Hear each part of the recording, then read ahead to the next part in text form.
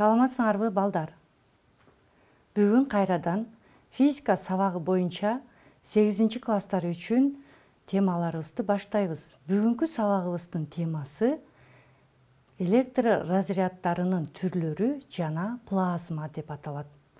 Бүгүнкү сабагыбыздын максаты өз алдынча эмес жана өз алдынча разряддардын пайда болуу шарттарын билесиңер. Өз алдынча разряддын түрлөрү менен таанышасыңар, плазма жөнүндө түшүнүк аласыңар. Балдар, биз мурунку сабакта газдардагы электр тогун карап кеткенбиз. Газдардагы электр тогу газ разряды деп аталат деп айтканбыз. Анда эсибизге салалы. Газдардагы электр тогу деп эмнени айтабыз? Электр талаасынын таасири астында оң иондордун терс заряддалган пластинага, ал эми терс ион жана электрондордун оң заряддалган пластинага багытталган кыймылы газдардагы электр тогун берген. Эми балдар, мына ушул газ разряддары экиге бөлүнөт. Өз алдынча эмес разряд жана өз алдынча разряд деп. Өз алдынча эмес разряд деп эмнени айтабыз? Сырткы ионизатордун жардамында гана ишке ашкан газдардагы электр тогу өз алдынча эмес разряд деп аталат. Ал эми ионизатор эмне экендигин силер мурунку сабакта билгенсиңер. Өз алдынча эмес жана өз алдынча разряддардын пайда болуусун карап көрөлү. Ал үчүн бизге айнек түтүкчөсүнүн ичинен абасын сордуруп алабыз. Абасы сордурулган айнек түтүкчөсүнө неон, аргон газдарын толтурабыз. Мына ушул түтүкчөнүн эки жагына анод жана катод электроддорун туташтырабыз.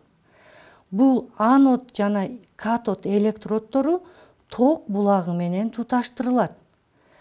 Чынжырга мындан башка амперметр, вольтметр, резисторларды кошуп, чынжырды туюктап алсак болот. Биз азыр чынжырды туюктаганга чейин газды иондоштуруучу затты карап алалы. Бул жерде газды иондоштуруучу зат катары биз рентген нурун кабыл алабыз.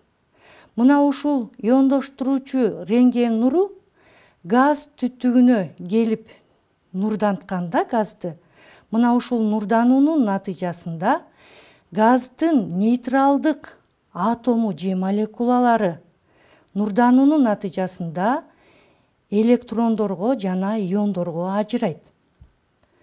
Эгерде биз электроддорду ток булагына туташтырбай же электр талаасын пайда кылбаган учурубузда, бул жерде нурдануунун натыйжасында газ иондошуп, оң иондор жана электрондор баш аламан, башкача айтканда, хаотикалык кыймылда болуп турушат.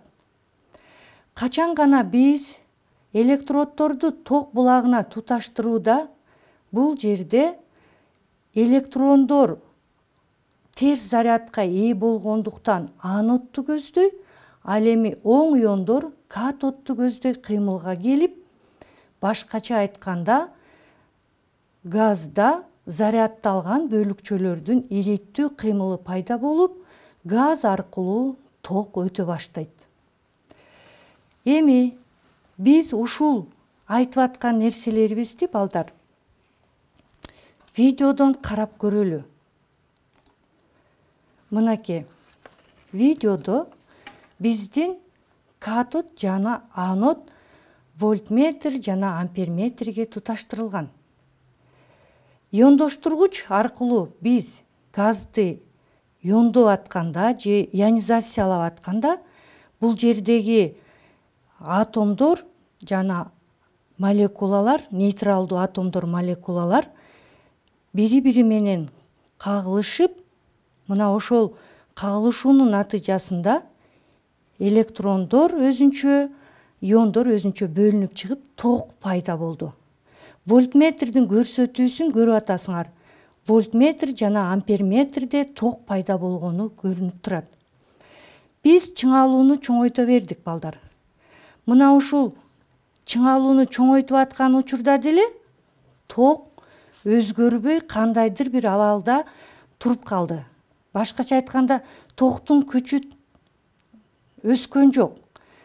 Кандайдыр бир учурда чыңалууну чоңойткондо анда токтун күчү кескин чоңоюп кеткендигин байкайт экенбиз. Бул деген эмнени түшүндүрөт эми балдар?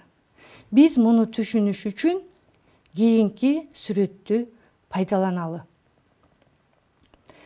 Балдар, биз азыр газды иондоштургучтун жардамы менен электр тогун пайда кылып аткан учурда мына ушул сырткы иондоштургучусуз эле өз алдынча ишке ашкан газдагы электр тогу өз алдынча разряд деп атала турганын азыр түшүнөт экенбиз. Бизде биринчи учурда өз алдынча эмес разряд, ал эми экинчи учурда өз алдынча разряд пайда болду. Биз азыр сүрөттөн карап көрөлүчү кайрадан.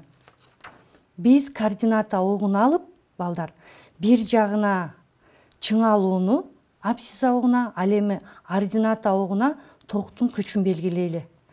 Мына ушул ток күчү менен чыңалуунун газ разрядынын вольт ампердик мүнөздөмөсү деп аталат экен. Экөөнүн бири-бирине көз карандылыгын карайбыз. Алгач бизде ионизатордун жардамы менен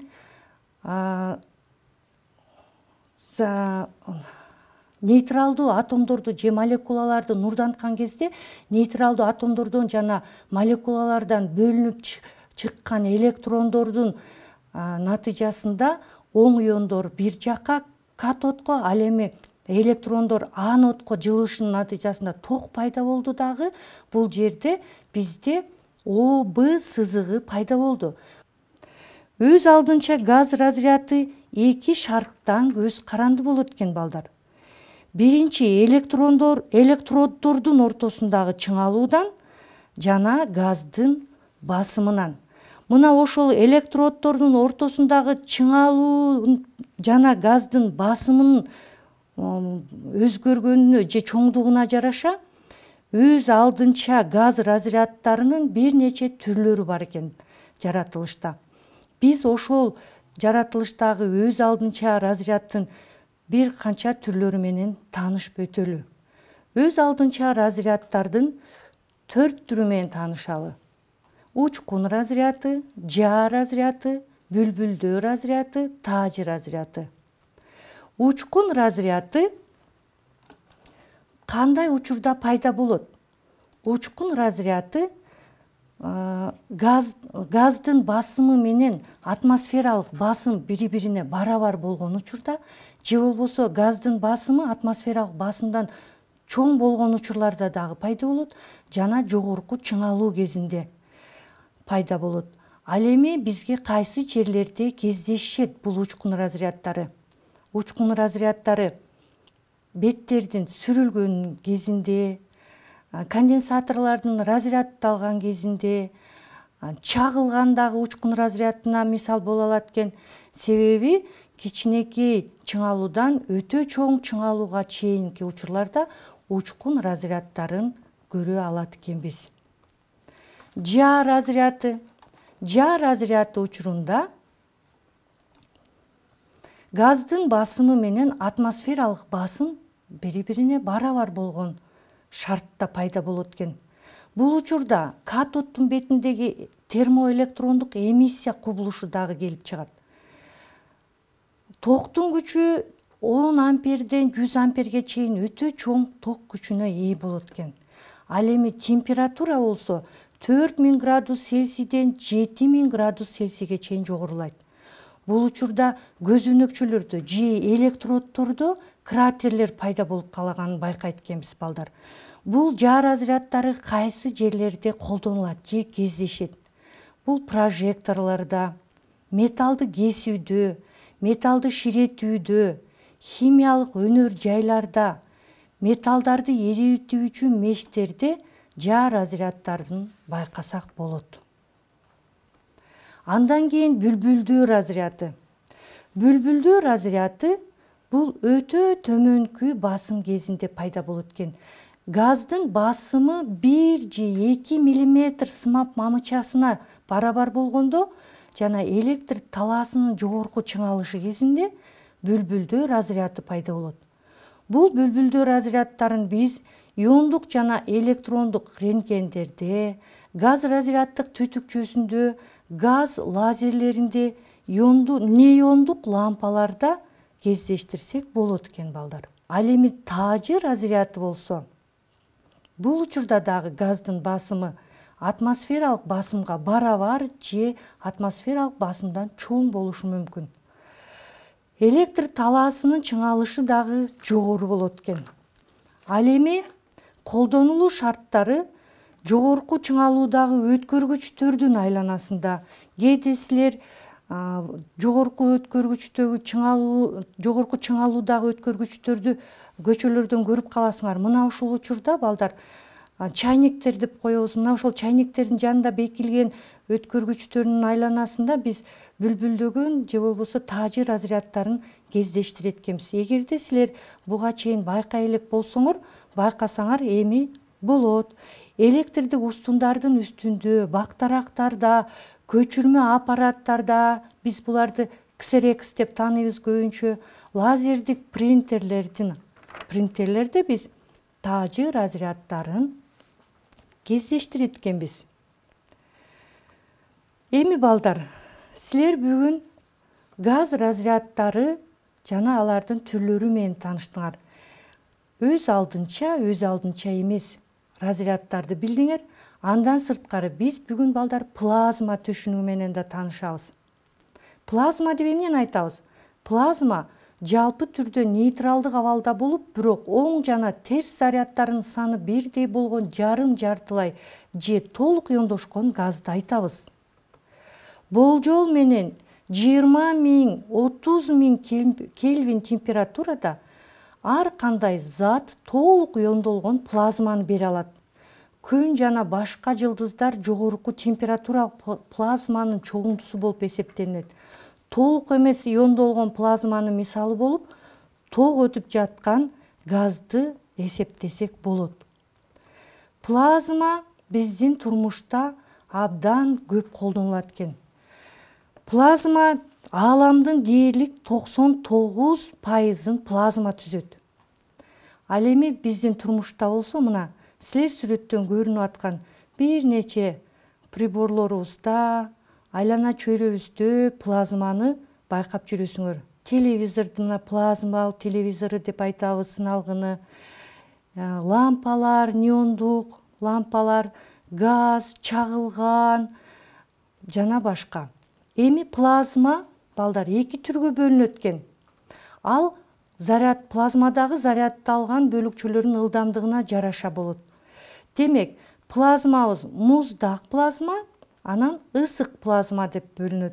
Муздак плазма бул электр чыңалуусун жогорулатуу нурлардын жардамында муздак плазманы алсак болот экен. Бул кадимки биз азыр газдардан алып аткан ток плазманы бере алат экен балдар. Бул муздак плазма деп аталат экен. Бул биздин турмушубузда колдонуп жүрөт экен. Мисалга, сыналгыларда плазма, муздак плазма деп атайт экенбиз. Ал эми ысык плазма болсо, бул температурасы өтө жогору болгон жерлерде, от же болбосо нерселерди күйгүзгөндө, ысытканда, башкача айтканда, температура өтө жогору болушу керек. Бул көбүнчөсү жылдыздарда байкалат экен. Силер билесиңер, күндүн бетиндеги температура 6000 Кельвин. Ал эми ичиндеги температура андан дагы жогору. Демек, ааламдагы жылдыздардын бардыгы ысык плазмага мисал боло алышат экен. Плазманы биринчи жолу Уильям Крукс, англиялык физико-химик, 1879-жылы ачкан. Ал эми плазма деген терминди 1928-жылы Ирвинг Ленгмюр деген америкалык химик илимге киргизген. Мындан сырткары плазма менен кыргыз окумуштуулары дагы иштеп келишет. Биздин Улуттук илимдер академиясында академик Жайнаков Аманбек агайыбыз менен Жээнбаев Жаныбек агайларыбыз дагы Кыргызстанда плазма аркылуу иш жүргүзүшүп, абдан чоң салымдарын кошкон.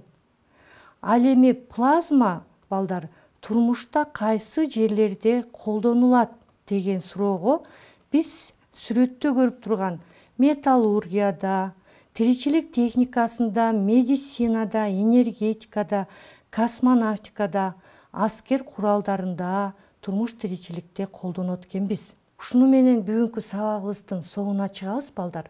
Силер ушул өз алдынча жана өз алдынча эмес разряддардын түрлөрүн жана өз алдынча разряддын түрлөрүн окуп үйрөнүп, плазманы окуп үйрөнүп, өзүңөрдүн мугалимдериңер берген тапшырмалар аркылуу кайтарым байланыштарды жүргүзөсүңөр деп ишенем.